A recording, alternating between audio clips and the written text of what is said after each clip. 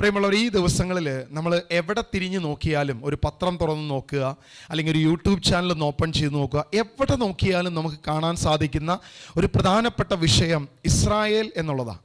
അതായത് ഇസ്രായേലിലേക്ക് മുഴുവൻ കണ്ണുകളും തിരിയുന്ന ഒരു പ്രധാനപ്പെട്ട ഒരു കാലത്താണ്, അല്ലെങ്കിൽ ഒരു സമയത്താണ് നമ്മൾ ജീവിക്കുന്നത്. എല്ലാ കണ്ണുകളും ഇതാ ഇസ്രായേലിനെ നോക്കുന്നു, ഇസ്രായേലിലേക്ക് നോക്കിക്കൊണ്ടിരിക്കുന്നു. പല വ്യക്തികൾ പറയുന്നു, ഇസ്രായേൽ രക്തക്കൊതി കൊണ്ട് മറ്റുള്ളവരെ വേദനിപ്പിക്കുന്നു, കൊച്ചു കുഞ്ഞുങ്ങളെ കൊല്ലുന്നു, നശിപ്പിക്കുന്നു, ഇല്ലാതാക്കുന്നു. അങ്ങനെ ഇസ്രായേലിനെതിരെ തിരിയുന്ന ഒരു വലിയ സമൂഹമുണ്ട്. എന്നാൽ ഇസ്രായേലിന് അനുകൂലമായി നിൽക്കുന്ന, അവർ ചെയ്യുന്നത് യഥാർത്ഥത്തിൽ തീവ്രവാദത്തെ അടിച്ചമർത്തുകയാണ് ചെയ്യുന്നത് എന്ന് പറയുന്ന മറ്റൊരു ടീമിനെയും നമുക്ക് കാണാൻ സാധിക്കും. ഇങ്ങനെ പത്രം നോക്കിക്കോട്ടെ, സോഷ്യൽ മീഡിയ നോക്കിക്കോട്ടെ, എവിടെ നോക്കിയാലും ഇസ്രായേലിനെ തന്നെ തിരിഞ്ഞു നോക്കുന്ന ഒരു കാലഘട്ടത്തിലാണ് ഇന്ന് നമ്മളായിരിക്കുന്നത്. ഞാൻ ഈ ദിവസങ്ങളിൽ ഇതിനെക്കുറിച്ച് ഇങ്ങനെ ചിന്തിച്ചു കഴിഞ്ഞപ്പോൾ ഞാൻ മനസ്സിലാക്കുന്ന ഒരു പ്രധാനപ്പെട്ട ഒരു വിഷയം ഇന്ന് നിങ്ങളുമായിട്ടൊന്ന് ചർച്ച ചെയ്യാമെന്നാണ് ഞാൻ വിചാരിക്കുന്നത്. പ്രിയമുള്ളവരെ, ഇസ്രായേലിൽ ഒരുപാട് യഹൂദർ, അതായത് 70% യഹൂദ, അല്ലെങ്കിൽ 75% യഹൂദ വിശ്വാസികളാണ് എന്നാണ് പൊതുവെ പറയപ്പെടുന്നത്. പക്ഷേ ഇസ്രായേലിൻ്റെ ജനസംഖ്യയിൽ വിശ്വാസം നോക്കുമ്പോൾ തികച്ചും വ്യത്യസ്തമായ മറ്റൊരു കണക്കാണ് നമുക്ക് ലഭിക്കുന്നത്. റിലീജിയസ് ബേസിൽ ഇസ്രായേലിനെ പരിശോധിക്കുമ്പോൾ നമുക്ക് മറ്റൊരു കണക്കാണ് ലഭിക്കുന്നത്. ഇവിടെ ഇസ്രായേലിൻ്റെ കൂടെ ദൈവമുണ്ട് എന്ന് വാദിക്കുന്നവരാണ് മിക്കവരും. പക്ഷേ നമ്മുടെ ചുറ്റുപാട് നമ്മൾ പരിശോധിച്ച് നോക്കിയ ക്രിസ്ത്യാനി എന്ന് പറയപ്പെടുന്നവൻ എല്ലാവരും ക്രിസ്തുവിൻ്റെ അനുയായിയാണോ? ഈ 2-3 ദിവസത്തിനുള്ളിൽ എൻ്റെ ഫാമിലി ഗ്രൂപ്പിൽ, അതായത് എൻ്റെ കുടുംബക്കാരുടെ ഒരു ഗ്രൂപ്പിൽ, അതിനകത്തൊരു ചർച്ച എങ്ങനെ വന്നു, ഡെയിലി ബ്ലെസ്സിങ്സ് എന്ന് പറഞ്ഞിട്ടൊരു യൂട്യൂബിൻ്റെ ലിങ്ക് ഡെയിലി ഇടുന്ന ഒരു പതിവുണ്ട്. അപ്പോൾ അതൊരു അച്ഛൻ ചെയ്യുന്നൊരു സംഭവമാണ് ഡെയിലി ബ്ലെസ്സിങ്സ്.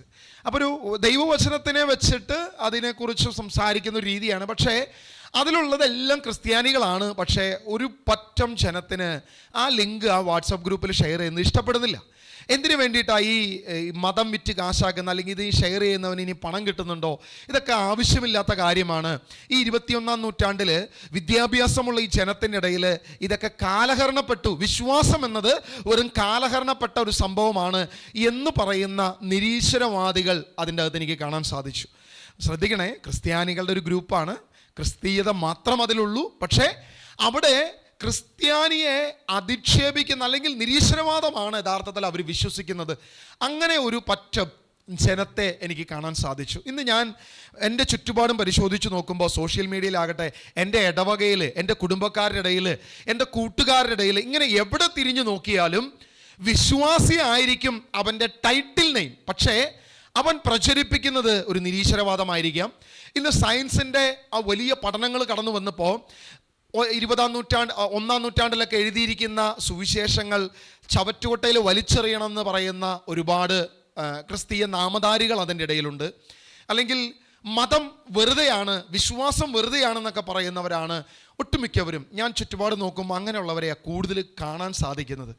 അപ്പോൾ അങ്ങനെയുള്ളൊരു സ്ഥലത്തിൽ നിന്നുകൊണ്ട് ഞാൻ ഇസ്രായേലിൽ നിന്ന് നോക്കി കാണുമ്പോൾ ചില പാഠങ്ങൾ നമുക്കതിൽ നിന്ന് ഉൾക്കൊള്ളാൻ സാധിക്കും. ഞാൻ ഇന്നൊരു വീഡിയോ അതിനിടയിൽ ഇങ്ങനെ യാദൃച്ഛികമായിട്ട് ഇങ്ങനെ കാണാനായി. ആ വീഡിയോയിൽ ഇങ്ങനെ പറയുന്നത്, 2000 വർഷം മുൻപുള്ള ഒരു ഇസ്രായേൽ ജനതയല്ല ഇന്നത്തെ ഇസ്രായേൽ. പകരം അവരുടെ വിശ്വാസമെല്ലാം അവർ കാറ്റിൽ പറത്തി, ടെക്നോളജിയെ അവർ കൂട്ടുപിടിച്ചു. അങ്ങനെ ടെക്നോളജി അവർ കൂട്ടുപിടിച്ചപ്പോൾ ഹമാസിനെ അവർ നശിപ്പിച്ചു.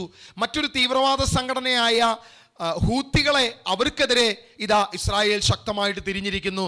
ഹിസ്ബുള്ള എന്ന് പറയുന്ന വേറൊരു തീവ്രവാദ സംഘടനയെയും ഇസ്രായേൽ ഇതാ നശിപ്പിച്ചു കൊണ്ടിരിക്കുന്നു.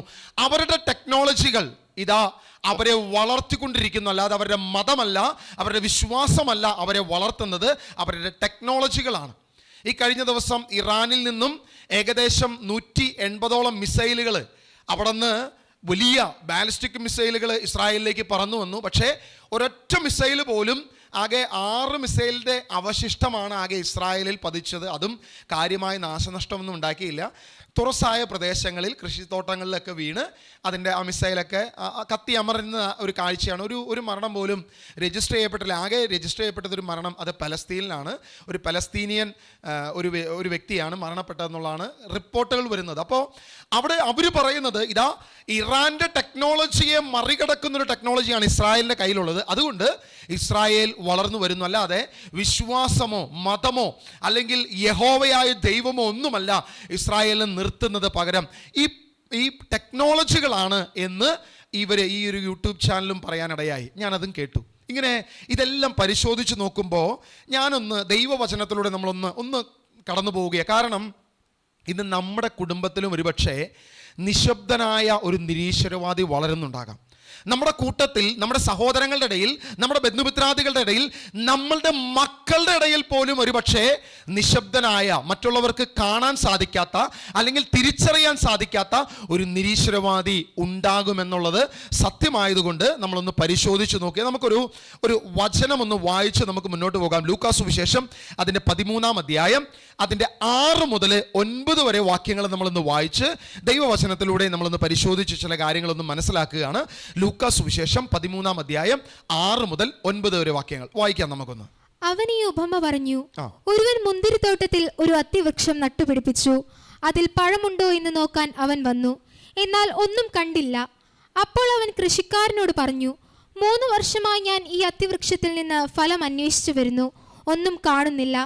അത് വെട്ടിക്കളയുക. ശ്രദ്ധിക്കണേ, ദൈവവചനത്തിൽ എനിക്ക് തോന്നുന്നു അത്തിവൃക്ഷത്തെ ശപിക്കുന്നതായിട്ട് നമ്മൾ കാണുന്നുണ്ട്. അത്തിവൃക്ഷം നശിച്ചു പോകുന്നത് ദൈവവചനത്തിൽ നമ്മൾ വായിക്കുന്നുണ്ട്. പക്ഷേ അതിൽ നിന്ന് തികച്ചും വ്യത്യസ്തമായ ഒരു കാര്യമാണ് ഇവിടെ. ഒരു അത്തിവൃക്ഷത്തെക്കുറിച്ചൊരു ഉപമ യേശു ക്രിസ്തു ഇതാ ജനത്തോട് പറയുക. മറ്റേത് ലിറ്ററലി സംഭവിച്ചൊരു കാര്യത്തെ വെച്ചുകൊണ്ട് യേശു പറഞ്ഞു കൊടുക്കുന്നു. എന്നാൽ ഇവിടെ ഒരു ഉപമ തന്നെ ഒരു മുന്തിരിത്തോട്ടത്തിൽ നട്ടുപിടിപ്പിച്ച ഒരു അത്തിവൃക്ഷത്തെക്കുറിച്ച് ഇവിടെ പഠിപ്പിക്കുക. ഇവിടെ അത്തിവൃക്ഷം എന്ന് കേൾക്കുമ്പോൾ തന്നെ അറിയാം, വിശുദ്ധ ബൈബിളിൻ്റെ കോണ്ടക്സ്റ്റിൽ നമ്മൾ പരിശോധിച്ചാൽ അത്തിവൃക്ഷം എന്നുള്ളത് എപ്പോഴും ഇസ്രായേലിനെ പ്രതിനിധീകരിക്കുന്നതാണെന്ന് സുവിശേഷം പഠിക്കുന്ന, ദൈവവചനം പരിശോധിക്കുന്ന ഏതൊരു കൊച്ചു കുഞ്ഞിനും നമുക്ക് മനസ്സിലാക്കാൻ സാധിക്കും. ഇവിടെ പറയുകയാണ് മുന്തിരിത്തോട്ടത്തിൽ നട്ടുപിടിപ്പിച്ച ഒരു അത്തിവൃക്ഷം. അതൊരു വ്യത്യസ്തമായ ഒരു അത്തിവൃക്ഷമാണ്. മുന്തിരിത്തോട്ടത്തിൽ, അവിടെ യഥാർത്ഥത്തിൽ പ്രധാനപ്പെട്ട കൃഷി എന്താണ്? മുന്തിരിയാണ്. ഈ ശ്രേഷ്ഠമായ മുന്തിരിത്തോട്ടത്തിലാണ് ഈ അത്തിയെ കൊണ്ടുവന്ന് നട്ടത്. അതുകൊണ്ട് വളരെ വ്യക്തമായി ദൈവവചനം പഠിപ്പിക്കുന്നു, ഇതിന് കൃത്യമായ പരിചരണം ഉണ്ടാകും, കൃത്യമായ വളം കൊടുക്കും, കൃത്യമായ വെള്ളം നൽകും.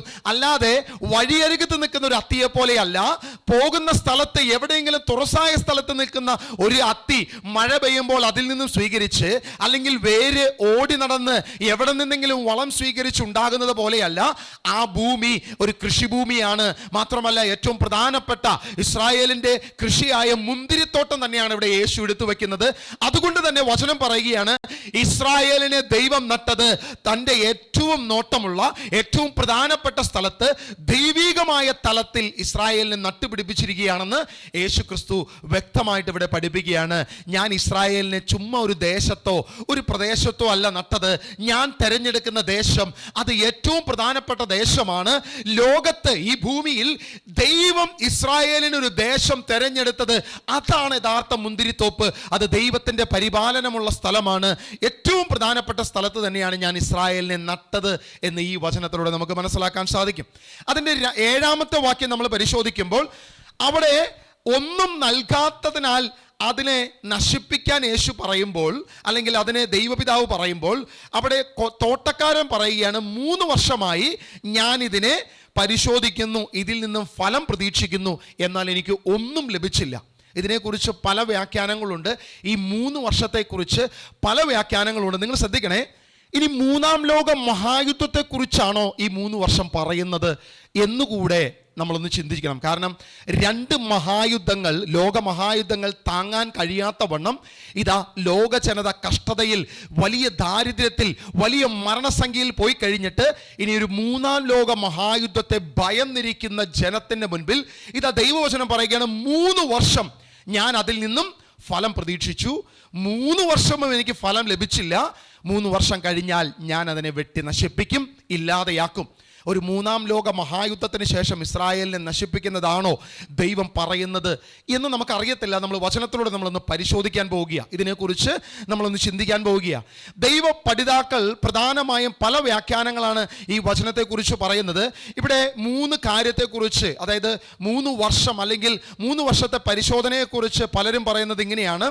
പഴയ നിയമത്തിന് മുൻപുള്ള, അതായത് മോശയ്ക്ക് നിയമം എഴുതി കൊടുക്കുന്ന കാലഘട്ടത്തിന് മുൻപ് ഒരു നിയമം ഉണ്ടായിരുന്നു. ആദത്തിന് ലഭിച്ച ഒരു പ്രകൃതിയുടെ നിയമം, അല്ലെങ്കിൽ ആദത്തോട് ദൈവം പറഞ്ഞൊരു നിയമവും പിന്നീട് അങ്ങോട്ട് ജനത്തിനുണ്ടായിരുന്ന, മോശ വരെ ഉണ്ടായിരുന്ന ഒരു പ്രകൃതിയുടെ നിയമമുണ്ട്. അതായത് എഴുതപ്പെടാത്ത ഒരു നിയമം ആ കാലഘട്ടത്തിൽ ഉണ്ടായിരുന്നു. ആ നിയമത്തിൻ്റെ കീഴിലായിരുന്നു മോശയ്ക്ക് മുൻപ് വരെ.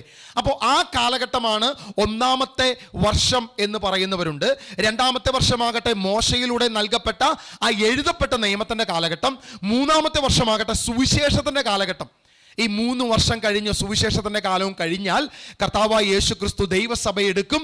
അതിനുശേഷം സർവനാശം എന്ന് പഠിപ്പിക്കുന്ന ചില ആളുകളുണ്ട്. ഇത് 1-ാമത്തെ ഒരു ആശയമാണ്. 2-ാമത് മറ്റൊരു ആശയം പറയുന്ന ചില ആളുകളുണ്ട്. അതായത് ഇസ്രായേൽ ജനം കാനാൻ ദേശത്ത് പ്രവേശിച്ചതിന് ശേഷം ബാബിലോണിലേക്ക് പോകുന്ന കാലഘട്ടം വരെ, അതായത് ബാബിലോൺ പ്രവാസത്തിലേക്ക് പോകുന്ന ഒരു കാലഘട്ടം വരെയാണ് 1-ാമത്തെ വർഷമായിട്ട് ഇവിടെ യേശു പറയുന്നത്. ബാബിലോൺ പ്രവാസകാലമാണ് 2-ാമത്തെ വർഷം. ബാബിലോൺ പ്രവാസകാലത്തിന് ശേഷം തിരിച്ച് ഇസ്രായേലിൽ വന്ന ജനത്തിൻ്റെ കാലഘട്ടം 3-ാമത്തെ വർഷമായിട്ട് യേശു പറയുന്നു എന്ന് വ്യാഖ്യാനിക്കുന്ന ചില ആളുകളുണ്ട്. ദേവാലയത്തിൻ്റെ 3 പണികളെക്കുറിച്ച് ഏകദേശം ഈ ബാബിലോൺ കാലഘട്ടം തന്നെയാണ് ഈ ദേവാലയത്തിൻ്റെ പണിയും സൂചിപ്പിക്കുന്നത്. അതായത് സോളമൻ പണിത ദേവാലയത്തിൻ്റെ കാലഘട്ടമായ 1-ാം വർഷം. 2-ാം വർഷമാകട്ടെ ആ സെറുബാബേലിൻ്റെ ദേവാലയത്തിൻ്റെ കാലഘട്ടം. ഹെറോദിയ പണിത 3-ാം ദേവാലയത്തിൻ്റെ കാലഘട്ടമായിട്ട് പരിഗണിക്കുന്ന ആളുകളുണ്ട്. അങ്ങനെ 3 കാലഘട്ടമായി അല്ലെങ്കിൽ 3 തരത്തിലുള്ള വ്യാഖ്യാനങ്ങൾ ഇവിടെ കടന്നു വരികയാണ്. പക്ഷേ എനിക്ക് കൂടുതൽ ആകർഷണീയമായി തോന്നിയത് മറ്റൊരു കാര്യമാണ്. യേശുവിൻ്റെ പരസ്യ ജീവിത കാലഘട്ടമാണ് ഈ അത്തിയെ 3 വർഷം ഫലം പ്രതീക്ഷിച്ചു വന്നത് എന്ന് പറയുന്നവരാണ് ഒരു പറ്റം വേദപണ്ഡിതന്മാർ. അവർ പറയുന്നത് ഇങ്ങനെയാണ്: യേശുവിൻ്റെ പരസ്യ ജീവിതം ഏകദേശം എത്ര വർഷമായിരുന്നു? 3 വർഷം അല്ലെങ്കിൽ 3.5 വർഷക്കാലം. അപ്പോൾ യേശുവിൻ്റെ പരസ്യ ജീവിത കാലത്തിൻ്റെ 3 വർഷത്തിന് ശേഷമാണ് യേശു ഈ ഉപമ പറയുന്നത്. അതുകൊണ്ട് തന്നെ 1-ാം വർഷവും 2-ാം വർഷവും 3-ാം വർഷവും കർത്താവിൻ്റെ പരസ്യ ജീവിത കാലഘട്ടമായി ഒരു ടീം പരിഗണിക്കുന്നു. അവർ പറയുന്നത് 1-ാം വർഷം യേശു അത്തിയിൽ നിന്നും ഫലം പ്രതീക്ഷിച്ചു. ഇസ്രായേലിനോട് കുറേ പ്രവചനങ്ങളും കുറേ കാര്യങ്ങളും പറഞ്ഞു, പക്ഷെ അവർ സ്വീകരിച്ചില്ല. 2-ാം വർഷം പറഞ്ഞു, അവർ സ്വീകരിച്ചില്ല. 3-ാം വർഷം പറഞ്ഞു, അവർ സ്വീകരിച്ചില്ല. അതാ യേശു അത്തിയിൽ ഫലമില്ലാതെ വന്നുകൊണ്ട് അതിനെ ശപിക്കുന്ന, അല്ലെങ്കിൽ അതിനെ വെട്ടിക്കളയാൻ പോകുന്ന ഒരു കാര്യം പറയുന്നു. എന്നാൽ അവിടെ വന്നിട്ട് വീണ്ടും 1 വർഷം കൂടി അതിന് വളം ഇടുന്നൊരു കാര്യത്തിൽ ഒരു കാര്യം അവിടെ നടക്കുന്നു. ഇങ്ങനെ വ്യാഖ്യാനിക്കുന്ന പല വ്യക്തികളും നമുക്കവിടെ കാണാൻ സാധിക്കും. പ്രിയമുള്ളവരെ, ഇവിടെ 3-ാം വർഷം യേശു ഇതിനെ വെട്ടാൻ പോയി കഴിഞ്ഞിട്ട് പിന്നീട് അങ്ങോട്ട് പറയുന്നത്, ഏകദേശം ഇവർ വ്യാഖ്യാനിക്കുമ്പോൾ ഇവർ പറയുന്നത് AD 70 വരെ ഈ വർഷം തുടർന്നു എന്നാണ് പറയുന്നത്. അതായത് ആദ്യത്തെ 3 വർഷം യേശുവിൻ്റെ 1, 2, 3 3 വർഷമായിട്ട് പരിഗണിക്കുന്നുവെങ്കിലും പിന്നീടുള്ള 1 വർഷം അതൊരു ചെറിയ കാലഘട്ടമായിട്ടല്ല അവർ പരിഗണിക്കുന്നത്. പകരം അതൊരു ദീർഘകാലഘട്ടം. യേശു ക്രൂശിൽ മരിക്കുകയും അവൻ ഉയർപ്പിക്കപ്പെടുകയും അപ്പസ്തോലന്മാർ സുവിശേഷം പ്രഘോഷിക്കപ്പെടുകയും അപ്പസ്തോലന്മാർ ചിതറിക്കപ്പെടുകയും AD 64 ഒരു വിപ്ലവം തന്നെ ഇസ്രായേലിൽ സൃഷ്ടിക്കപ്പെടുകയും ഒരു ഗോൾഡൻ ഏജ് എന്ന് ഇസ്രായേൽ പ്രതീക്ഷിക്കുന്ന AD 64 തുടങ്ങി AD 70 വരുമ്പോൾ ഇസ്രായേലിൻ്റെ പൂർണ്ണ നാശം അവിടെ സംഭവിക്കുന്ന കാലഘട്ടം വരെയാണ് ഈ പറയുന്ന എക്സ്ട്രാ കൊടുത്ത 1 വർഷം എന്നാണ് ഇവർ പറയുന്നത്. അത് ചില കാര്യത്തിൽ നമ്മൾ പരിശോധിക്കുമ്പോൾ കുറച്ചും കൂടി കൂടുതൽ യോജിച്ച് നിൽക്കുന്നത് ആ കാര്യത്തിലാണ്. കാരണം നമ്മൾ മനസ്സിലാക്കണമേ, 3 വർഷം ഫലം പ്രതീക്ഷിച്ചു, പക്ഷെ ലഭിച്ചില്ല. വീണ്ടും എക്സ്ട്രാ 1 വർഷം കൂടി ഫലം പ്രതീക്ഷിച്ചു, പക്ഷേ അവിടെയും ലഭിക്കാതെ വന്നപ്പോൾ കർത്താവായ യേശു ക്രിസ്തു ഇസ്രായേലിനെ വെട്ടി വീഴ്ത്തി, അതിനെ നശിപ്പിച്ചു, അതിനെ ചിതറിപ്പിച്ചു. 4 പാടുകളും ലോക രാജ്യങ്ങളിലേക്ക് ഇസ്രായേൽ ഇതാ ചിതറിപ്പോയി. സകല രാജ്യങ്ങളിലേക്കും ഇസ്രായേൽ ചേക്കേറി പാർക്കേണ്ടി വരുന്നത് AD 70 ശേഷമാണ്. അതുകൊണ്ട് ആ എക്സ്ട്രാ കൊടുത്ത 1 വർഷം എന്ന് പറയുന്നത് യേശുവിൻ്റെ പരസ്യ ജീവിതത്തിൻ്റെ 3 വർഷത്തിൻ്റെ ശേഷമുള്ള കാലഘട്ടം മുതൽ AD 70 വരെയാണെന്ന് അവർ പറയുന്നത്. ഏകദേശം നമ്മൾ പരിശോധിക്കുമ്പോൾ ചില കാര്യത്തോട് ഒരുപാട് യോജിപ്പാണ് കടന്നു വരുന്നത്.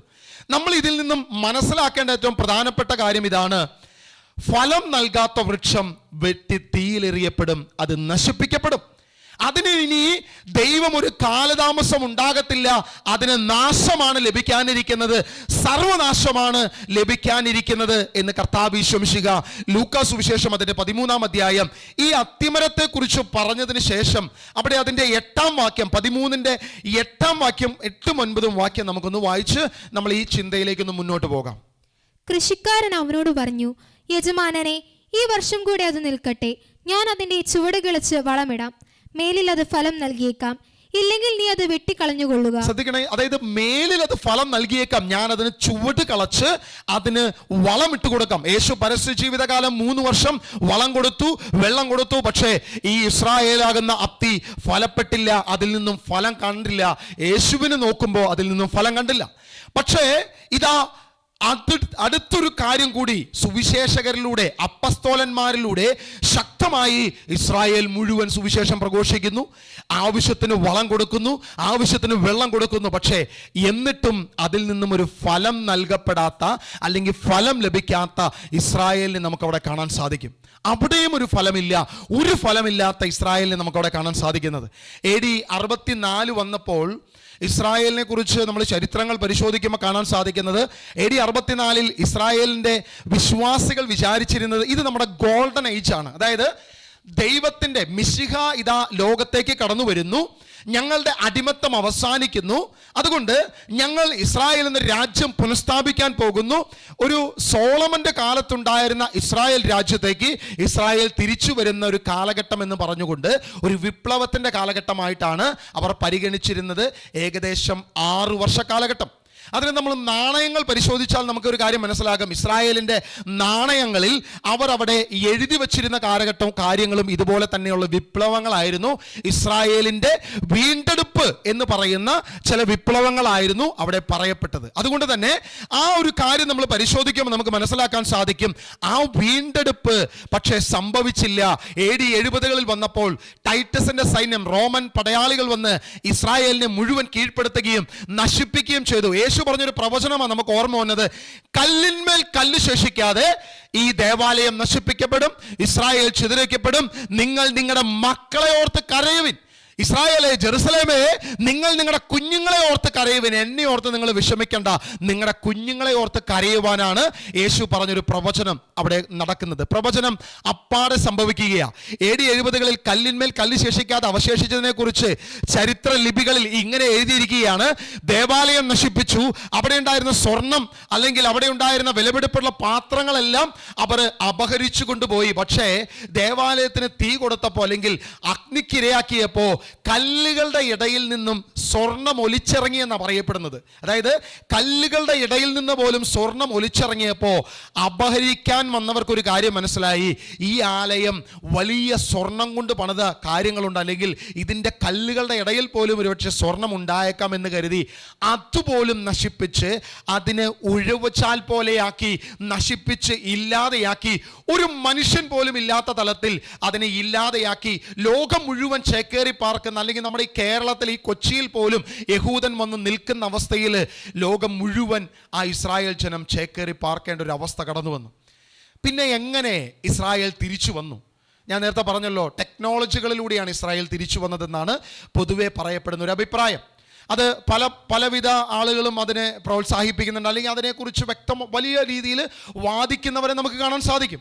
പക്ഷെ നമ്മൾ പരിശോധിക്കണം, നമ്മുടെ കുടുംബത്തിലുള്ള കുഞ്ഞുങ്ങൾ വരെ ഈ ഒരു സയൻസ് പഠിക്കുമ്പോൾ അല്ലെങ്കിൽ ഇതിൻ്റെ കൂടുതലായി പഠനങ്ങൾ വരുമ്പോൾ അവരും ചിന്തിക്കുന്നത് ഒരു പക്ഷേ ഇത് തന്നെയായിരിക്കാം. അവർ നമ്മളോട് ചോദിക്കുന്നില്ല എന്നുള്ളതായിരിക്കും.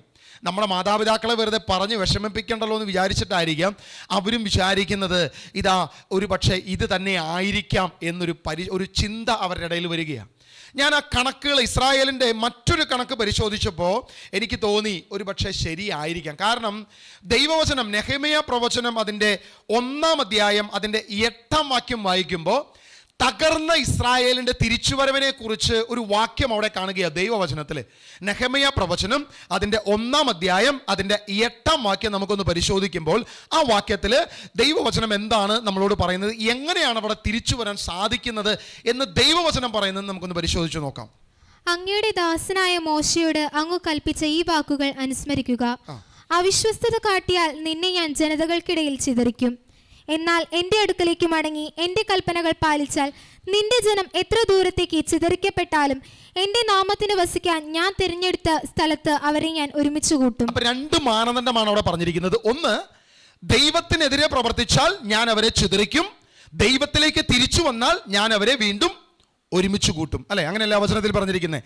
ദൈവത്തിനെതിരെ പ്രവർത്തിച്ചാൽ, ദൈവിക കൽപ്പനകൾക്കെതിരെ പ്രവർത്തിച്ചാൽ ആ ജനത്തെ ഞാൻ ചിതറിക്കും. അത് അക്ഷരം പ്രതി സംഭവിച്ചു. ഇസ്രായേൽ ദൈവ കൽപ്പനകൾക്കെതിരെ പ്രവർത്തിച്ചു. അവർ പ്രവാചകന്മാരെ കൊന്നു, യേശുവിനെ അവർ ക്രൂശിച്ചു. മാത്രമല്ല അപ്പസ്തോലന്മാരെ അവർ കൊന്നു. പത്രോസിനെ ആകട്ടെ, പൗലോസിനെ ആകട്ടെ, യാക്കോബിനെ ആകട്ടെ, യോഹന്നാൻ ഒഴിച്ച് ബാക്കി ശിഷ്യന്മാരെല്ലാവരെയും അവർ പീഡിപ്പിച്ചു, നശിപ്പിച്ചു, കൊന്നു. അങ്ങനെ തകർത്തെറിഞ്ഞ ഇസ്രായേലിനെ കർത്താവായ യേശു ക്രിസ്തു AD 70 ചിതറിച്ചു. അല്ലേ, അത് വളരെ വ്യക്തമാണ്. നമ്മൾ വചനം പരിശോധിക്കുമ്പോൾ കൃത്യമാണ്. ഇസ്രായേലിനെ ദൈവത്തിൻ്റെ ആത്മാവ് ചിതറിച്ചു. പക്ഷേ തിരിച്ച് കരഞ്ഞ് പ്രാർത്ഥിക്കുന്ന ദൈവത്തെ, ആ 9-ാം വാക്യം ഒന്ന് വായിക്കാമോ മോളെ? 9-ാം വാക്യം നമുക്കൊന്നുകൂടി വായിച്ചു നോക്കാം. എന്നാൽ എൻ്റെ അടുക്കലേക്ക് മടങ്ങി എൻ്റെ കൽപ്പനകൾ പാലിച്ചാൽ നിന്റെ ജനം എത്ര ദൂരത്തേക്ക് ചിതറിക്കപ്പെട്ടാലും എൻ്റെ നാമത്തിന് വസിക്കാൻ ഞാൻ തിരഞ്ഞെടുത്ത സ്ഥലത്ത് അവരെ ഞാൻ ഒരുമിച്ച് കൂട്ടും. ദൈവത്തിനെതിരെ തിരിഞ്ഞ ജനം പാപം ചെയ്തു, അയ്യോ ഞങ്ങൾ ചെയ്തു പോയല്ലോ എന്ന് പറഞ്ഞ് കരഞ്ഞ് വിളിച്ചപേക്ഷിച്ചു കഴിഞ്ഞാൽ, കൽപ്പനകൾ ഞങ്ങൾ ലംഘിച്ചല്ലോ എന്ന് വിളിച്ചപേക്ഷിച്ചു കഴിഞ്ഞാൽ ദൈവത്തിൻ്റെ ജനത്തെ വീണ്ടും തിരിച്ച് അതേ സ്ഥലത്ത് തന്നെ കൊണ്ടുവരുമെന്നാണ് ഇത് കൽപ്പന അല്ലെങ്കിൽ വചനം പറഞ്ഞിരിക്കുന്നത്. അപ്പം എൻ്റെ ചോദ്യം ഇതാണ്, ഇസ്രായേൽ മുഴുവൻ ഇന്ന് ക്രിസ്ത്യാനികളാണോ? ആണോ? അല്ല. 75% അല്ലെങ്കിൽ ഏകദേശം 70% യഹൂദ വിശ്വാസികളാണ്. അവർ യേശുവിനെ അംഗീകരിക്കുന്നില്ല. 18% ഇസ്ലാം വിശ്വാസികളാണ്. അവർ യേശുവിനെ ദൈവമായി അംഗീകരിക്കുന്നില്ല. യേശുവിൻ്റെ ഈ കാര്യങ്ങളൊന്നും ഇവർ അംഗീകരിക്കുന്നില്ല. അപ്പോൾ ഭൂരിപക്ഷം ആളുകളും യേശുവിനെ അംഗീകരിക്കുന്നില്ല എന്നൊരു കണക്ക് നമുക്കവിടെ കാണാൻ സാധിക്കും. പക്ഷെ നമ്മൾ നോക്കുമ്പോൾ ഇതാ ഇസ്രായേൽ തിരിച്ച് വീണ്ടും അതേ സ്ഥലത്ത് തന്നെ വന്നിരിക്കുന്നു. അപ്പോൾ എന്തുകൊണ്ട് ഇസ്രായേൽ വന്നു? അവർ കരഞ്ഞു വിളിച്ചപേക്ഷിച്ചിട്ടല്ല. അപ്പോൾ അവിടെ വചനം പറയുന്ന തലത്തിലാണോ ഇവിടെ സംഭവിച്ചത്, അതെയോ ടെക്നോളജിയാണോ ഇസ്രായേലിനെ തിരിച്ചു കൊണ്ടുവന്നത് എന്ന് നമ്മൾ പരിശോധിക്കേണ്ടി വരും. വീണ്ടും ഇസ്രായേലിൻ്റെ മറ്റൊരു കണക്ക് നമ്മൾ പരിശോധിച്ചാൽ വളരെ വിചിത്രമായൊരു കണക്ക് നമുക്കവിടെ കാണാൻ സാധിക്കും. ആ കണക്ക് ഇങ്ങനെയാണ്: ഇസ്രായേലിലുള്ള ഏകദേശം 35% ആളുകൾ നിരീശ്വരവാദികളാണ്. അതായത് ദൈവത്തിൽ അവർ വിശ്വസിക്കുന്നില്ല എന്ന് പരസ്യമായി അവർ പറയുന്നു. ഏകദേശം 20% ആളുകൾ ഞങ്ങൾ ദൈവത്തിൽ വിശ്വസിക്കുന്നില്ല എന്ന് പറയുന്നു. 15% ആളുകൾ അങ്ങനെ ഒരു ട്രഡീഷൻ ഫോളോ ചെയ്യുന്നില്ല. അതല്ലെങ്കിൽ ഒരു വിശ്വാസത്തിൻ്റെതായ ട്രഡീഷൻ കാര്യങ്ങളൊന്നും അവർ ഫോളോ ചെയ്യുന്നില്ല. ആരാധന രീതികളോ വർഷിപ്പ് രീതികളോ ഒന്നും അവർ ഫോളോ ചെയ്യുന്നില്ല. 15% ആളുകൾ. ഏകദേശം 20% ആളുകൾ എന്ത് ചെയ്യുന്നു? അവർ പരസ്യമായി പ്രഖ്യാപിക്കുന്നു ഞങ്ങൾക്ക് വിശ്വാസമില്ല എന്ന് പ്രഖ്യാപിക്കുന്നു. അപ്പോൾ ഈ പറയുന്ന ഇത്രയും അധികം ജനം, ഒരു വലിയ ഭൂരിപക്ഷം ജനം തന്നെ ഞങ്ങൾ അവിശ്വാസികളാണെന്ന് പരസ്യമായി പ്രഖ്യാപിച്ചിരിക്കെ ഇനി എത്ര പേര് രഹസ്യമായി പ്രഖ്യാപിക്കാതെ അവിശ്വാസികളായി തുടരുന്നുണ്ടാകാം? അപ്പോൾ നമ്മൾ നേരത്തെ അവർ പറഞ്ഞതുപോലെ തന്നെ ഒരുപക്ഷെ ടെക്നോളജി തന്നെയാണോ ഇസ്രായേലിനെ തിരിച്ചു കൊണ്ടുവന്നത് എന്ന് നമ്മൾ പരിശോധിക്കേണ്ടി വരും. വീണ്ടും മറ്റൊരു കണക്ക് നമ്മൾ പരിശോധിച്ചാൽ ദൈവം വെറുക്കുന്ന ഏറ്റവും വെറുക്കപ്പെട്ടൊരു പാപമായി വിശുദ്ധ വേദപുസ്തകം മുന്നോട്ട് വെക്കുന്ന, പഴയ നിയമവും പുതിയ നിയമവും മുന്നോട്ട് വെക്കുന്ന ഏറ്റവും മ്ലേച്ഛകരമായ ഒരു പാപം എന്ന് പറയുന്നത് പുരുഷൻ പുരുഷനെ വിവാഹം കഴിക്കുകയും സ്ത്രീ സ്ത്രീയെ വിവാഹം കഴിക്കുകയും ചെയ്യുന്ന സെയിം സെക്സ് അല്ലെങ്കിൽ ലെസ്ബിയൻ, ഗേ, ഈ പറയുന്ന തലത്തിലുള്ള ഒരു കാര്യമാണ് ദൈവം വെറുക്കുന്ന. യഹോവയാകട്ടെ, യേശുക്രിസ്തുവിൻ്റെ പുതിയ നിയമത്തിൽ കിടക്കുന്ന ദൈവവചനമാകട്ടെ ദൈവം വെറുക്കുന്നു എന്ന് പറയുന്ന ഒരു പാപമാണ്. നിങ്ങൾ പരിശോധിച്ചാൽ കാണാൻ സാധിക്കും AD 1960 മുതൽ ഇസ്രായേലിൽ പരസ്യമായി ഈ പറയുന്ന സെയിം സെക്സ് വെഡ്ഡിങ്സ് നടക്കുന്നു. സെയിം സെക്സ് കപ്പിൾസ് പരസ്യമായി പ്രത്യക്ഷപ്പെടുന്നു. AD 1960 മുതൽ അവിടെ നടക്കുന്നു. 1948 അവർക്ക് സ്വാതന്ത്ര്യം ലഭിച്ച് നിസ്സാരം 12 വർഷങ്ങൾക്കുള്ളിൽ അവർ പരസ്യമായി പ്രഖ്യാപിക്കുന്നു. അങ്ങനെ ജീവിക്കുന്നവരുണ്ട്. ഇന്ന് നിങ്ങൾ ചരിത്രം പരിശോധിച്ചാൽ നമുക്ക് മനസ്സിലാക്കാൻ, കണക്കുകൾ പരിശോധിച്ചാൽ അറിയുന്നത് LGBT-യിൽ കാണുന്ന ഒരു വലിയ സമൂഹം തന്നെ, ഏകദേശം 100,000-ലധികം ആളുകൾ തന്നെ. ഞാൻ അതിൻ്റെ കണക്ക് മറ്റൊരു രീതിയിൽ പരിശോധിച്ചപ്പോൾ കാണാൻ സാധിച്ചത് 11%-ലധികം സ്ത്രീകളും 13-14% പുരുഷന്മാരും സെയിം സെക്സ് അവർ ഇഷ്ടപ്പെടുകയും അല്ലെങ്കിൽ ആ തരത്തിൽ ജീവിക്കുന്നവരുമാണ് ഈ പറയുന്ന ഇസ്രായേലിൽ. അപ്പൊ നിങ്ങൾ വീണ്ടും ചിന്തിച്ച്, ഈ പാപം ചെയ്യുന്നവരെ ദൈവം വീണ്ടും ഇസ്രായേൽ കൊണ്ടുവരുന്നു എന്ന് പറയുമ്പോൾ നമ്മൾ പരിശോധിക്കണം, ഇവര് അപേക്ഷിച്ചിട്ടാണോ, നിലവിളിച്ച് കരഞ്ഞപേക്ഷിച്ചിട്ടാണോ ഇസ്രായേലിനെ വീണ്ടും അതേ ദേശത്തേക്ക് കൊണ്ടുവന്നത്? ഈ രണ്ട് കാര്യങ്ങളും പരിശോധിക്കുമ്പോൾ മറ്റവർ പറഞ്ഞതിന് കൂടുതൽ സാധ്യത കിടക്കുക. അതായത് അവരുടെ ടെക്നോളജി മാത്രമാണ് ഇസ്രായേലിന് വീണ്ടും ഈ രാജ്യത്തേക്ക് കൊണ്ടുവന്നത് എന്ന ചിന്ത നമ്മൾക്ക് മുമ്പിൽ വീണ്ടും ബലപ്പെടുകയാണ്. നമ്മൾ ഇതിനെക്കുറിച്ച് പരിശോധിക്കണമെങ്കിൽ മറ്റൊരു ചരിത്രം നമ്മളൊന്ന് മനസ്സിലാക്കി കഴിഞ്ഞാൽ ആ ചരിത്രവും ചില ദൈവവചനങ്ങളും കൂടി നമ്മളൊന്ന് ഒരുമിച്ച് ചിന്തിച്ചാലേ നമ്മളതിൻ്റെ ചില കാര്യങ്ങൾ നമുക്കൊന്ന് മനസ്സിലാക്കാൻ സാധിക്കും. ഒരു നിമിഷം ഒന്ന് സ്തുതിച്ചേ. ഹല്ലേലൂയ, യേശുവേ ആരാധന, യേശുവേ സ്തുതിക്കുന്നു, യേശുവേ മഹത്വപ്പെടുന്നു. ഹല്ലേലൂയ, യേശുവേ ആരാധന, യേശുവേ ആരാധന. പ്രിയമുള്ളവരെ, AD 1948 ഇസ്രായേലിൽ ഒരു രാഷ്ട്രമായി രൂപീകരിക്കുന്നതിനൊക്കെ മുൻപ് ഏകദേശം 1800കളുടെ അവസാനം നമ്മൾ പരിശോധിക്കുമ്പോൾ ഇസ്രായേലിൽ ആകെ 100 പേരിൽ താഴെയാണ് അവിടെ ജീവനുള്ള മനുഷ്യരുണ്ടായിരുന്നതെന്നാണ്. അതായത് യഹൂദ സമൂഹം, ഞാൻ അതാ പറയുന്നത്, കുറച്ച് അറബി സമൂഹമുണ്ട്, മറ്റു വിശ്വാസ സമൂഹമൊക്കെ ഉണ്ട്, പക്ഷേ 100ൽ താഴെ യഹൂദ സമൂഹം മാത്രമേ ഈ ദേശത്തുള്ളൂ. അങ്ങനെ നിൽക്കുന്ന ഒരു കാലഘട്ടത്തിൽ അവിടെ ലോകത്ത് സംഭവിക്കുന്ന ഒരു വളരെ മർമ്മപ്രധാനമായിട്ടുള്ളൊരു കാര്യത്തെ നമ്മളൊന്ന് പരിശോധിച്ചാൽ, ഒരു വ്യക്തിയെ 19-ാം നൂറ്റാണ്ടിൽ ഒരു വ്യക്തിയെ നമ്മളൊന്ന് പരിചയപ്പെടണം. അദ്ദേഹത്തിൻ്റെ പേര് ഇങ്ങനെയാണ്, തിയോഡർ ഹെർസൽ. തിയോഡർ ഹെർസൽ ഒരു യഥാർത്ഥത്തിൽ ഒരു യഹൂദനാണ്. അദ്ദേഹം പാരീസിലുള്ളൊരു പത്രപ്രവർത്തകനാണ്. വളരെ നല്ല രീതിയിൽ പത്രപ്രവർത്തനം നടത്തുമ്പോൾ ഈ പറയുന്ന തിയോഡർ ഹെർസലിനുണ്ടായിരുന്ന ഒരു ചിന്ത, അല്ലെങ്കിൽ അദ്ദേഹം ഫേസ് ചെയ്തൊരു സംഭവം, ആ സംഭവവുമായി ബന്ധപ്പെട്ടിട്ടാണ് ഇസ്രായേൽ എന്ന് പറയുന്ന ഒരു സമൂഹം വീണ്ടും റീബിൽഡ് ചെയ്യപ്പെടുന്നത്. നമ്മളത് പരിശോധിച്ചാൽ കാണുന്നത് ഇങ്ങനെയാണ്. ഫ്രാൻസിൽ നടന്നൊരു പ്രശ്നം, ഫ്രാൻസിന്റെ ഉന്നത സൈനികനായിരുന്ന ഒരു വ്യക്തി, അദ്ദേഹത്തിന്റെ പേര് ഇങ്ങനെയാണ്, ആൽഫ്രഡ് ഡെഫ്രസ് എന്നാണ് അദ്ദേഹത്തിന്റെ പേര്. ഈ വ്യക്തിയുടെ, ഈ ആൽഫ്രഡ്, അദ്ദേഹം നല്ല രീതിയിൽ സൈനിക സേവനം അനുഷ്ഠിച്ച് ഉയർന്ന ഉദ്യോഗത്തിലേക്ക് ഇദ്ദേഹത്തിന് ഇങ്ങനെ ഉയർന്ന് ഇദ്ദേഹത്തിന്റെ സ്ഥാനങ്ങൾ ഇങ്ങനെ മുന്നോട്ട് വന്നപ്പോൾ ഇദ്ദേഹത്തിനെതിരെ ഒരു ആരോപണം വന്നു. ഇദ്ദേഹം വലിയൊരു കാര്യം നടത്തുന്നു. ജർമ്മനിയിലേക്ക് ഇദ്ദേഹം എന്ത് ചെയ്യുന്നു? ആയുധ കച്ചവടം നടത്തുന്നു, അല്ലെങ്കിൽ രഹസ്യങ്ങൾ ചോർത്തി കൊടുക്കുന്ന ഒരു ചാരനാണ്, യഹൂദനാണ് എന്ന് പറഞ്ഞുകൊണ്ട് വലിയ ഒരു പീഡനം ഇദ്ദേഹത്തിനെതിരെ കടന്നു വരുന്നു. ഒരു വലിയ കേസ് കടന്നു വരുന്നു.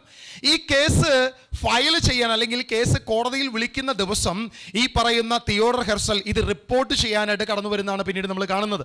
പക്ഷെ കടന്നു വരുമ്പോൾ കോടതിയുടെ ചുറ്റുവട്ടമുള്ള ആളുകൾ വിളിക്കുന്ന ജയ്വിളി ഇതാ തിയോഡർ ഹെർസലിന്റെ ഉള്ളിൽ ഒരു ചിന്തയുണ്ടാക്കി. കാരണം ആ ചിന്ത ഇങ്ങനെയാണ്, ഈ പറയുന്ന ആൽഫ്രഡ് ഒരു യഹൂദനാണ്, പക്ഷേ ഇദ്ദേഹം ചെയ്തൊരു തെറ്റ്, അത് തെറ്റായിക്കൊള്ളട്ടെ ശരിയായിക്കൊള്ളട്ടെ, അത് കോടതി വിധിക്കുന്നതിന് മുൻപ് തന്നെ അവിടെ ഉണ്ടായിരുന്ന ജനം, അഭ്യസ്തവിദ്യരെന്ന് പറയപ്പെടുന്ന, വലിയ വിദ്യാഭ്യാസമുള്ളവരെന്ന് പറയപ്പെടുന്ന ഫ്രാൻസിലെ ജനം മുഴുവൻ ഇങ്ങനെ ആക്രോശിക്കുന്നു: യഹൂദൻ നശിക്കട്ടെ, യഹൂദൻ ഇല്ലാതെയാകട്ടെ, യഹൂദനെതിരെ വാൾ ഉയർത്തുക എന്ന തലത്തിൽ ചില മുദ്രാവാക്യങ്ങൾ ഇദ്ദേഹം, ഈ തിയോഡർ ഹെർസൽ, കേൾക്കാനിടയായി. ഇത് കേട്ടപ്പോൾ വലിയ വിഷമം തോന്നി. ഈ പറയുന്ന ആൽഫ്രഡിനെ വലിയ വർഷങ്ങളിലേക്ക് ശിക്ഷിച്ചു. പക്ഷേ നിങ്ങൾ പരിശോധിക്കുക, 1896 ഇദ്ദേഹം ചെയ്തത് തെറ്റല്ല, ഇങ്ങനെ ഒരു തെറ്റ് ചെയ്തിട്ടില്ല എന്ന് കോടതിക്ക് വ്യക്തമാവുകയും ആൽഫ്രഡിനെ വെറുതെ വിടുകയും ചെയ്തു. അപ്പോൾ ഒരു നിരപരാധിയെ ശിക്ഷിക്കുകയും ഈ നിരപരാധിക്കെതിരെ രാജ്യം മുഴുവൻ എതിർക്കുകയും ചെയ്തപ്പോൾ തിയോഡർ ഹെർസലിന് ഒരു കാര്യം മനസ്സിലായി: ലോകത്ത് യഹൂദന് ജീവിക്കാൻ ഒരു സാധ്യതയുമില്ല. യഹൂദനെതിരെ സർവ്വജനവും എതിർത്ത് നിൽക്കുകയാണ്. സമാധാനം എന്നുള്ളത് യഹൂദന് ലഭിക്കുന്നില്ല. യഹൂദൻ എവിടെ ആയിരുന്നാലും അവൻ പീഡിപ്പിക്കപ്പെടുന്നു. വിദ്യാഭ്യാസം ഉള്ളിടത്തും ഇല്ലാത്തടത്തും ഏത് ജനതയുടെ മുൻപിലും യഹൂദൻ ഇതാ പീഡിപ്പിക്കപ്പെടുന്നു. ഇത് തിരിച്ചറിഞ്ഞ തിയോഡർ ഹെർസൽ 100 പേജുള്ളൊരു ബുക്ക് അദ്ദേഹം എഴുതി. ആ ബുക്കിന്റെ പേര് ഇങ്ങനെയാണ്, ജൂതരാഷ്ട്രം, ദ ജൂയിഷ് സ്റ്റേറ്റ് എന്ന് പറഞ്ഞൊരു ബുക്ക് അദ്ദേഹം എഴുതി. അത് അദ്ദേഹം എഴുതിയ എല്ലായിടത്തും അത് പ്രചരിപ്പിക്കാൻ തുടങ്ങി. പിന്നീട് പല ഭാഷകളിലേക്ക് ഇത് ട്രാൻസ്ലേറ്റ് ചെയ്യപ്പെട്ടു. ജൂയിഷിലേക്ക്, ഇത് ഹീബ്രു ഭാഷയിലേക്ക് ട്രാൻസ്ലേറ്റ് ചെയ്തു. അങ്ങനെ ലോകത്തുള്ള, ഇസ്രായേലിലുള്ള യഹൂദര് താമസിക്കുന്ന എല്ലാ രാജ്യത്തേക്കും ഇത് ചെന്നു.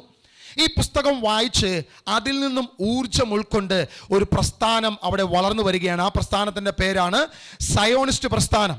ആ പ്രസ്ഥാനമാണ് പിന്നീട് ഒരു യഹൂദ രാജ്യം എന്നൊരു ചിന്ത ഇസ്രായേലിലുള്ള, അല്ലെങ്കിൽ പല സ്ഥലത്ത് ചേക്കേറി പാർക്കുന്ന, നിങ്ങൾ ശ്രദ്ധിക്കണേ, 150-ലധികം രാജ്യങ്ങളിലാണ്. ഇന്ന് ഈ കേരളത്തിൽ മുതൽ രാജ്യാന്തരം ചുറ്റുമുള്ള 150 രാജ്യങ്ങളിലധികമാണ് ഈ പറയുന്ന ഇസ്രായേൽ ചിതറിപ്പാർക്കുന്നത്. ചിതറി പാർക്കാൻ തുടങ്ങിയിട്ട് 1-2 വർഷമല്ല, ഏകദേശം 1800 വർഷത്തിലധികമായി. നിങ്ങളൊന്ന് പരിശോധിച്ചോ, ഒരു 100 വർഷം മുന്നേ നമ്മുടെ പൂർവികർ എവിടെയായിരുന്നു? അല്ലെങ്കിൽ നമ്മുടെ പൂർവികർ ആരായിരുന്നു? എത്ര പേർക്ക് കണക്കുണ്ട്? 200 വർഷം മുന്നേ എൻ്റെ പൂർവികൻ ആരായിരുന്നു? ഒരു 500 വർഷം മുന്നേ നമ്മുടെ പൂർവികർ ആരായിരുന്നു? വല്ല കണക്കും കൈയുണ്ടോ? നമുക്ക് ചിന്തിച്ചാൽ കിട്ടുമോ എന്ന് പരിശോധിച്ച് നോക്കിയാൽ ഒരു 500 വർഷം മുൻപ് അല്ലെങ്കിൽ 1000 വർഷം മുന്നേ നമ്മൾ എവിടെന്നെങ്കിലും വന്ന് താമസിച്ച ഏതെങ്കിലും ഒരു വ്യക്തിയുടെ ഒരു ഫോളോവർ ആയിരിക്കാം. നമുക്കറിയത്തില്ല.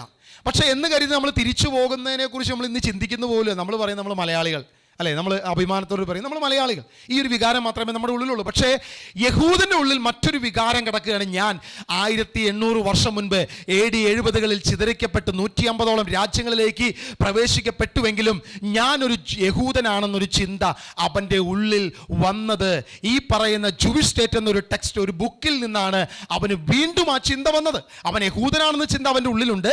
പക്ഷേ എനിക്കൊരു രാജ്യം വേണമെന്നൊരു ചിന്ത അവനിലേക്ക് തിരിച്ചു വന്നത് ഈ ഒരു കാലഘട്ടത്തിലാണ്. പ്രിയമുള്ളവരെ, അന്ന് തുടങ്ങി ഈ പറയുന്ന സിയോണിസ്റ്റ് പ്രസ്ഥാനങ്ങൾ ഒരു കാര്യം ചെയ്യാൻ തുടങ്ങി. ഈ കാര്യം ഇതാണ്: അവർക്ക് ഒരു രാജ്യം സ്വന്തമായി ലഭിക്കണം. അതിനാദ്യം ചിന്തയിൽ വന്നത്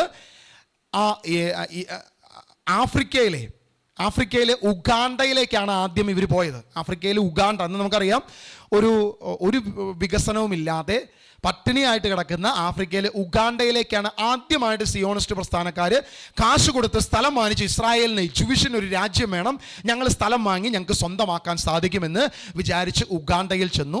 പിന്നീട് കെനിയയിൽ ചെന്നു. പിന്നെ തുർക്കിയിൽ ചെന്നതായിട്ട് പറയുന്നുണ്ട്. സിനായ് പെൻസുലയുടെ പല സ്ഥലങ്ങളും അവർ പരിശോധിച്ചു.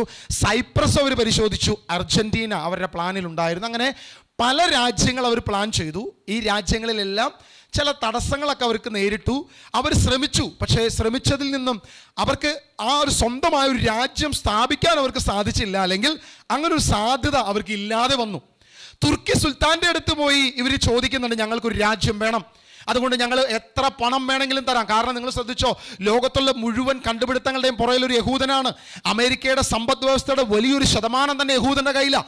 അവർ ഈ പറയുന്ന സിയോണിസ്റ്റ് പ്രസ്ഥാനം പണം കുന്നുകൂടി എത്ര മില്യൺ എമൗണ്ട് കൊടുത്തും സ്ഥലം വാങ്ങിക്കൂട്ടാൻ അവർക്ക് സാധിക്കും. അതുകൊണ്ട് ഏത് സ്ഥലത്തും അവർ നോക്കി. പക്ഷേ ഇവിടെയൊന്നും അവർക്ക് സ്ഥലം വാങ്ങാൻ സാധിച്ചില്ല.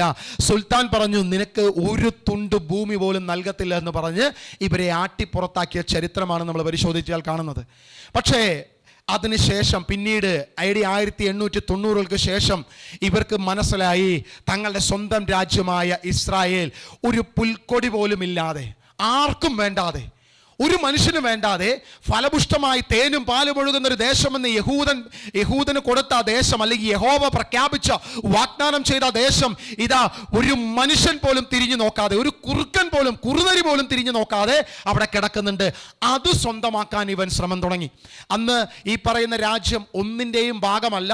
അന്ന് ബ്രിട്ടൻ്റെ ഭാഗമൊക്കെ ആയിട്ട്, അല്ലെങ്കിൽ ബ്രിട്ടൻ്റെ കോളനിവൽക്കരണമൊക്കെ നടക്കുന്ന ഒരു കാലഘട്ടത്തിൽ ഇവനെന്ത് ചെയ്തു? ഇത് സ്വന്തമാക്കാൻ തുടങ്ങി. അവിടെ ഉണ്ടായിരുന്ന അറബി ഇതാ അവന് സ്വപ്നം കാണാൻ കഴിയാത്തത്ര തുക ആരൊക്കെയോ കൊടുക്കാന്ന് പറഞ്ഞപ്പോൾ അവൻ്റെ സ്ഥലം, അല്ലെങ്കിൽ വളച്ചുകൂട്ടിയിരുന്ന സ്ഥലം മുഴുവൻ കൊടുക്കാൻ തുടങ്ങി. അങ്ങനെ ഇസ്രായേൽ സ്വന്തം രാജ്യത്ത് സ്ഥലം വാങ്ങാൻ തുടങ്ങി. അവൻ അങ്ങനെ തിരിച്ച് വലിയ വലിയ സമൂഹമായി ഇങ്ങനെ വളരാൻ തുടങ്ങി. അവിടെ ചെറിയ കിബുട്സുകൾ അവൻ സ്ഥാപിക്കാൻ തുടങ്ങി, കൃഷി അവൻ സ്ഥാപിക്കാൻ തുടങ്ങി എന്ന് വേണ്ട, ഇങ്ങനെയെല്ലാം തുടങ്ങി. AD 1948 ഇസ്രായേൽ എന്ന രാജ്യം സ്ഥാപിക്കുകയും സ്വതന്ത്ര രാജ്യമായി ഇസ്രായേലിനെ പ്രഖ്യാപിക്കുകയും UN പ്രഖ്യാപിക്കുകയും ചെയ്തൊരു കാഴ്ചയാണ് പിന്നീട് നമ്മുടെ മുൻപിൽ വെളിപ്പെടുന്ന ഒരു ദൈവിക രഹസ്യം. അത് എന്തുകൊണ്ട് അനേക രാജ്യങ്ങൾ ഇവർ പരിശോധിച്ചിട്ട് തുച്ഛമായ, ആർക്കും ഇന്നും വേണ്ടാതെ കിടക്കുന്ന കെനിയയും ഉഗാണ്ടയും നോക്കിയിട്ട് നടക്കാതെ ഇതാ ഇസ്രായേൽ അവൻ്റെ രാജ്യത്ത് നിന്ന് തിരിച്ചു വന്നതിൻ്റെ കാരണം എന്താണെന്ന് നമ്മൾ വചനത്തിലൂടെ പരിശോധിച്ചാൽ, വിദ്യാഭ്യാസം ഇല്ല എന്ന് പറയപ്പെടുന്ന കാലഘട്ടം, 2000 വർഷങ്ങൾക്ക് മുൻപ് അറിവില്ലാത്ത പത്രോസും പൗലോസും യാക്കോബും യോഹന്നാനും എഴുതി വച്ചിരിക്കുന്ന സുവിശേഷങ്ങളിൽ വ്യക്തമായി ദൈവവചനം വെളിപ്പെടുത്തിയിരിക്കുന്നു. ഇസ്രായേലോ, അവനെ ഞാൻ മറക്കത്തില്ല, അവനെ ഞാൻ എൻ്റെ രാജ്യത്ത് ഞാൻ തിരിച്ചു കൊണ്ടുവരുമെന്ന് പറയുന്ന ദൈവവചനത്തിന്റെ ശക്തമായ വചനത്തിന്റെ ശക്തിയാണ് ഇസ്രായേലിനെ വീണ്ടും തിരിച്ചു കൊണ്ടുവന്നത്. അല്ലാതെ 40% വരുന്ന അവിശ്വാസികളുടെ പ്രാർത്ഥനയല്ല, അവർ ദൈവത്തിലേക്ക് തിരിഞ്ഞതല്ല, അവരുടെ ലെസ്ബിയനോ ഗേയോ അല്ലെങ്കിൽ ഏത് രീതിയിലുള്ള തിന്മയല്ല അവരെ തിരിച്ചു കൊണ്ടുവന്നത്. വിശ്വാസി, നിനക്ക് ദൃഷ്ടാന്തമാകാൻ, നീ കാണുവാൻ, നിന്റെ കണ്ണ് തുറക്കുവാൻ ദൈവം ചെയ്ത ഒരു വലിയ പ്രവൃത്തിയാ. അവൻ രാജ്യാന്തരങ്ങളിൽ പോയി പോയി സ്ഥലം നോക്കിയിട്ടും അത് സാധിക്കാതെ തുർക്കി രാജാവ് പോലും അവനെ ആട്ടിപ്പായിച്ചപ്പോൾ അസാധ്യമെന്ന് പറയുന്നിടത്ത് ഇതാ ദൈവം കൊണ്ടുവന്ന് നിർത്തുകയാ. ദൈവം തൻ്റെ രാജ്യത്ത് കൊണ്ടുവന്ന് നിർത്തുകയാണ്. സിയോണിസ്റ്റിന്റെ അതിന്റെ കണക്ക് നമ്മൾ പരിശോധിച്ചാൽ ഏകദേശം 6-7 രാജ്യങ്ങൾ അവർ കണക്കിൽ, അവരുടെ കാൽക്കുലേഷനിൽ അവർ ശ്രമങ്ങൾ നടത്താൻ, സ്വന്തം രാജ്യത്തിന് വേണ്ടി ശ്രമങ്ങൾ നടത്തിയെങ്കിൽ ഒരിക്കൽ പോലും അവരുടെ കണക്കുകളിലോ ചിന്തകളിലോ ചർച്ചകളിലോ വരാത്ത ഒരു സ്ഥലം ഇസ്രായേൽ എന്ന് പറയുന്ന ഇന്ന് നിൽക്കുന്ന ആ രാജ്യം, അല്ലെങ്കിൽ അവരുടെ സ്വന്തം സ്ഥലമാണ്. അവരുടെ ചിന്തയിൽ പോലും ഇല്ലാത്ത സ്ഥലം. ദൈവം അവന്റെ ചിന്തയിൽ, അവന്റെ മാനുഷികമായ തലത്തിൽ, അവന്റെ കണ്ടുപിടുത്തങ്ങളുടെ തലയിൽ നിന്നും മറച്ചു വെച്ചൊരു ദൈവിക രഹസ്യം ദൈവവചനത്തിൽ വെളിപ്പെടുത്തുകയാ. യെശയ്യാ പ്രവചനം അതിന്റെ വ്യക്തമായി വചനം പറയുക. യെശയ്യാ പ്രവചനം അതിന്റെ 2-ാം അധ്യായം അതിന്റെ 1 മുതൽ 5 വരെ വാക്യങ്ങൾ വായിക്കുമ്പോൾ ഇസ്രായേലിനെ വീണ്ടും തിരിച്ചു കൊണ്ടുവരുന്നതിനെ കുറിച്ച് ദൈവവചനം അവിടെ വെളിപ്പെടുത്തുക. നമുക്ക് ആ വാക്യം ഒന്ന് വായിക്കാം. യെശയ്യാ പ്രവചനം അതിന്റെ 2-ാം അധ്യായം 1 മുതൽ 5 വരെ വാക്യം. യൂദയെയും ജെറുസലേമിനെയും കുറിച്ച് ആമോസിന്റെ പുത്രനായ യെശയ്യായ്ക്കുണ്ടായ അരുളപ്പാട്. അവസാന നാളുകളിൽ കർത്താവിന്റെ ആലയം സ്ഥിതി ചെയ്യുന്ന പർവ്വതം എല്ലാ പർവ്വതങ്ങൾക്കും മുകളിൽ ഉയർന്നു നിൽക്കും. അന്ത്യനാളുകളിൽ, ലോകാവസാനത്തിന്റെ കാലഘട്ടത്തിൽ ഇതാ ഒന്ന് സംഭവിക്കും. പർവ്വതം വിനാശകരമായി കിടക്കത്തില്ല, അത് തുറസായി കിടക്കത്തില്ല, അത് കൃഷിഭൂമി അല്ല പോലെയല്ല കിടക്കുന്നത്. പകരം ഇതാ ഇസ്രായേലിന്റെ ആ പർവ്വതങ്ങൾ അത് ഫലപുഷ്ടമായിരിക്കും, അനുഗ്രഹപ്രദമായിരിക്കും. സർവ്വജനവും അതിലേക്ക് നോക്കും. അങ്ങനെയല്ല വാക്യം പറയുന്നേ. ആ വാക്യം ഒന്നുകൂടി വായിച്ചോ. അവസാന നാളുകളിൽ കർത്താവിന്റെ ആലയം സ്ഥിതി ചെയ്യുന്ന പർവ്വതം എല്ലാ പർവ്വതങ്ങൾക്കും മുകളിൽ ഉയർന്നു നിൽക്കും. എല്ലാ ജനതകളും അതിലേക്ക് ഒഴുകും. സർവ്വജനതകളും അതിലേക്ക് ഒഴുകും, സർവ്വവും അതിലേക്ക് നോക്കും. പ്രിയമുള്ളവരെ, നിങ്ങൾ ലോകം മുഴുവനുമുള്ള കണ്ണുകൾ ഇസ്രായേലിലേക്ക് നോക്കുന്നതിന്റെ പ്രധാനപ്പെട്ട കാരണം യെശയ്യാ വർഷങ്ങൾക്ക് മുൻപ്, യേശുവിനും 800 വർഷങ്ങൾക്ക് മുൻപ് പ്രവചിച്ചു വെച്ചിരിക്കുന്ന ദൈവിക രഹസ്യങ്ങൾ, അതിന്റെ പൂർത്തീകരണമാ ഇസ്രായേലെ നീ തിരിച്ചു വന്നത്. അല്ലാതെ നിന്റെ കഴിവിന്റെയോ നിന്റെ ടെക്നോളജിയുടെയോ കഴിവിലല്ല ഇസ്രായേൽ തിരിച്ചു വന്നത്. ദൈവത്തിന്റെ പ്രവാചകൻ വെളിപ്പെടുത്തിയിരിക്കുന്ന ദൈവിക രഹസ്യങ്ങളുടെ ആ ഒരു വലിയ കെട്ടഴിയുമ്പോൾ നമുക്കത് മനസ്സിലാക്കാൻ സാധിക്കും. വീണ്ടും എസെക്കിയേൽ പ്രവചനം അതിന്റെ 37-ാം അധ്യായം അതിന്റെ 21 മുതൽ വാക്യങ്ങൾ നമ്മളൊന്ന് പരിശോധിക്കുമ്പോൾ, എസെക്കിയേൽ പ്രവചനം അതിന്റെ 37-ാം അധ്യായം അതിന്റെ 21 മുതൽ വാക്യങ്ങൾ നമ്മളൊന്ന് പരിശോധിക്കും. ദൈവമായ കർത്താവ് അരുളി ചെയ്യുന്നു, ഇതാ ചിതറിപ്പോയിരിക്കുന്ന ജനതകളുടെ ഇടയിൽ നിന്ന് ഇസ്രായേൽ ജനത്തെ ഞാൻ കൊണ്ടുവരും. ചിതറിപ്പോയിരിക്കുന്ന ജനത്തിന്റെ ഇടയിൽ നിന്നും ഇസ്രായേൽ ജനത്തെ ഞാൻ കൊണ്ടുവരും. അടുത്ത വാക്യം വായിച്ചോ. എല്ലാ ദിക്കുകളിൽ നിന്ന് ഞാൻ അവരെ ഒന്നിച്ചുകൂട്ടി സ്വദേശത്തേക്ക് കൊണ്ടുവരും. എവിടേക്ക് കൊണ്ടുവരും? ഇവരെ ആഫ്രിക്കയിലേക്ക് കൊണ്ടുവരും എന്നാണോ പറഞ്ഞിരിക്കുന്നത്? ആഫ്രിക്കയിലേക്കാണോ കൊണ്ടുപോകുന്നത്? അല്ലെങ്കിൽ തുർക്കിയിലേക്കാണോ കൊണ്ടുപോകുന്നത്? അല്ല, ദൈവം വാഗ്ദാനം കൊടുത്ത സ്വന്തം ദേശത്തേക്ക്, ദൈവജനത്തിന്റെ സ്ഥലത്തേക്ക് തന്നെ ഇസ്രായേലെ ഞാൻ നിന്നെ മടക്കി കൊണ്ടുവരും. നിന്നെ ഞാൻ മറക്കുന്നെങ്കിൽ അത് സംഭവിക്കത്തില്ല എന്ന് പുതിയ നിയമത്തിലും ദൈവവചനം പറയുക. ഇസ്രായേലിനെ ദൈവം മറക്കത്തില്ല.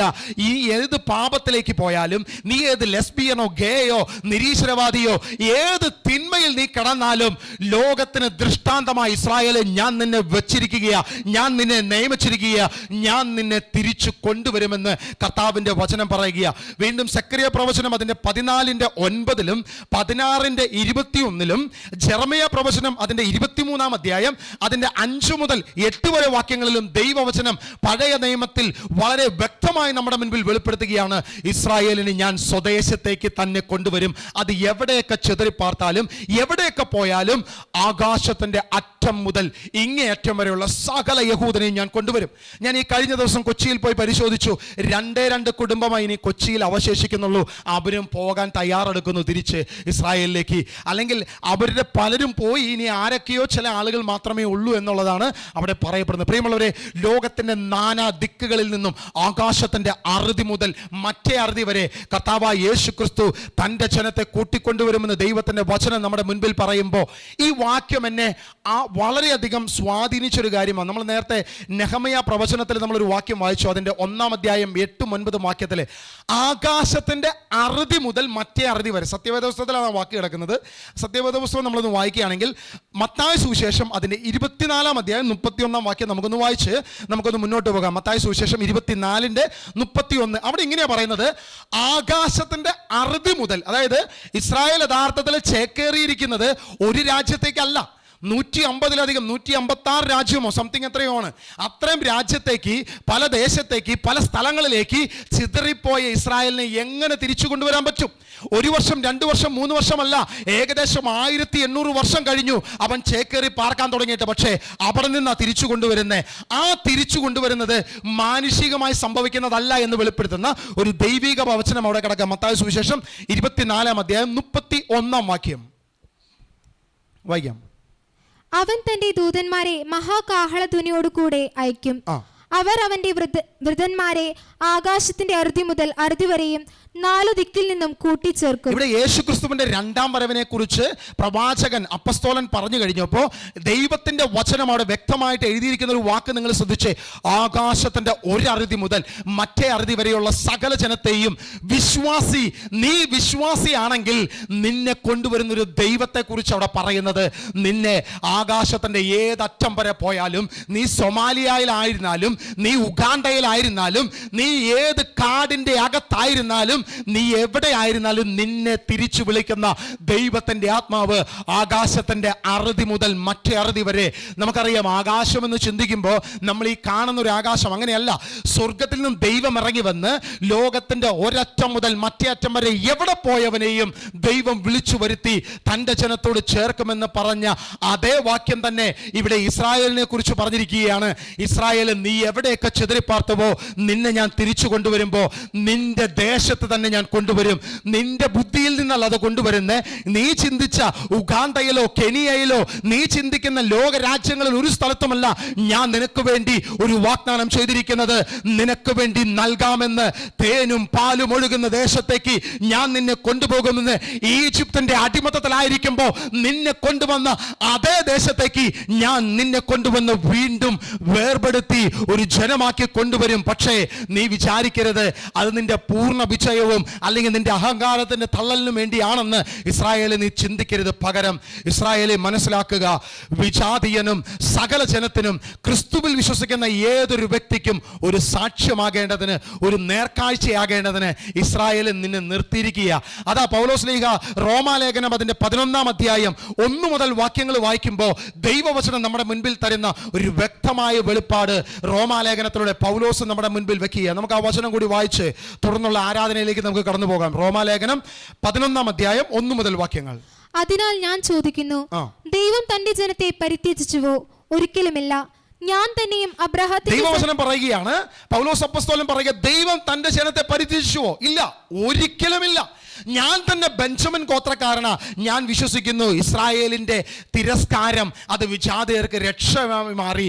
പക്ഷേ ആ ഒരു കാലഘട്ടം, ഒരു സമയമുണ്ട്, ഇസ്രായേലിന് അവനെ ഒരു ദൃഷ്ടാന്തമാക്കി വച്ചിരിക്കുകയാണെന്ന പൗലോസ് നമ്മുടെ മുൻപിൽ വെളിപ്പെടുത്തുന്നത്. കൊരിന്ത്യ ലേഖനത്തിൽ പൗലോസ് ഇങ്ങനെ വെളിപ്പെടുത്തുന്നു, ഇസ്രായേലിന് സംഭവിച്ചത് അവന് ശിക്ഷയായി, കഷ്ടമായി, ദുരിതമായെങ്കിൽ ഇതെല്ലാം എഴുതപ്പെട്ടത് വിശ്വാസി നിനക്ക് കാണുവാൻ. നീ ഇസ്രായേലിന് നോക്കുമ്പോൾ, ലോകം മുഴുവൻ ഇസ്രായേലിലേക്ക് തിരിയുമ്പോൾ, ഇസ്രായേൽ ഒരു രാഷ്ട്രമായി മാറുമ്പോൾ, ലോകം മുഴുവൻ അവനെതിരെ തിരിയുമ്പോൾ നീ തിരിച്ചറിയണം, ആകാശത്തിന്റെ അറുതി മുതൽ മറ്റേ അറുതി വരെ ദൈവജനത്തെ കൂട്ടുവാൻ കർത്താവ് ഒരു ദിനം വെച്ചിരിക്കുകയാ, അന്ത്യകാലഘട്ടം. ആ അന്ത്യകാലത്തിൽ ഈ പർവ്വതങ്ങൾ, ഇസ്രായേലിന്റെ പർവ്വതങ്ങൾ അത് വിനാശമായിട്ട് കിടക്കത്തില്ല, അത് കാലിയായിട്ട് കിടക്കത്തില്ല. ലോകം മുഴുവൻ അതിലേക്ക് ഉറ്റുനോക്കും. ലോകരാഷ്ട്രങ്ങളിൽ ചിതറിക്കപ്പെട്ട സകല യഹൂദനും അതിലേക്ക് തിരിച്ചു വരുന്ന ഒരു ദിനമായിരിക്കും അത്. ഇസ്രായേലിന്റെ അത്തി പൂക്കുമ്പോൾ നീ തിരിച്ചറിയുക, എൻ്റെ യേശുവിന്റെ വരവ് അത് വളരെ അടുത്ത. അവന്റെ രണ്ടാം വരവിനെ കുറിച്ച് ക്രിസ്ത്യാനി നീ മനസ്സിലാക്കാൻ വേണ്ടിയാ കർത്താവ് ഇത് എഴുതിയിരിക്കുന്നത്. ഇന്ന് നമ്മുടെ വാട്സാപ്പ് ഗ്രൂപ്പുകളിൽ, നമ്മുടെ ചർച്ച് ഗ്രൂപ്പുകളിൽ ക്രിസ്ത്യാനി എന്ന് അഭിമാനിക്കുന്നവരുടെ ഇടയിൽ പോലും ഈ ഒരു ചിന്തയോ ഈ ഒരു വിശ്വാസമോ ഈ ഒരു തിരിച്ചറിവോ ഇല്ലാത്ത കാലഘട്ടത്തിലാണ് നമ്മൾ ആയിരിക്കുന്നത്. എന്തിനേറെ പറയുന്നു, ആരെന്ത് പറഞ്ഞാലും പ്രതികരണശേഷി ഇല്ലാത്ത ഒരു ജനത്തിന്റെ ഇടയിലാണ് നമ്മൾ ജീവിക്കുന്നത്. പക്ഷേ ക്രിസ്ത്യാനി നീ ചിന്തിക്കണം, നീ തിരിച്ചറിയണം, ഇസ്രായേൽ യുദ്ധം കാണുമ്പോൾ നിനക്ക് ചിരിച്ചു തള്ളാനുള്ളൊരു ദിനമല്ല, നിനക്ക് കളിക്കാനും നിനക്ക് തമാശ പറയാനുമുള്ളൊരു ദിനത്തിലേക്കല്ല പോകുന്നത്. ഇതാ അന്ത്യ കാലഘട്ടത്തിലേക്കുള്ള ചില സൂചനകളാണ് കർത്താവ് നമ്മുടെ മുൻപിൽ വെളിപ്പെടുത്തുന്നത്. ദൈവത്തിന്റെ അവസാന കാലഘട്ടത്തിലേക്ക് നമ്മൾ പോകുന്നുവെന്ന തിരിച്ചറിവ് ക്രിസ്ത്യാനി നീ എന്ന് മനസ്സിലാക്കുന്നുവോ അന്നേ നീ തിരിച്ചറിയത്തുള്ളൂ.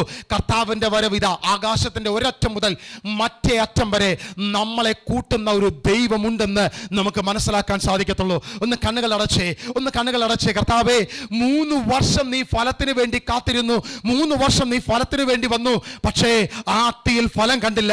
പക്ഷേ കർത്താവേ, നീ 1 വർഷം കൂടി കർത്താവേ ആ ജനത്തിന് നൽകി, എന്നിട്ടും ഫലം നൽകാത്തതിനെ വെട്ടി തീരെറിയുമെന്ന് കർത്താവേ അവിടുന്ന് അരുളി ചെയ്തു.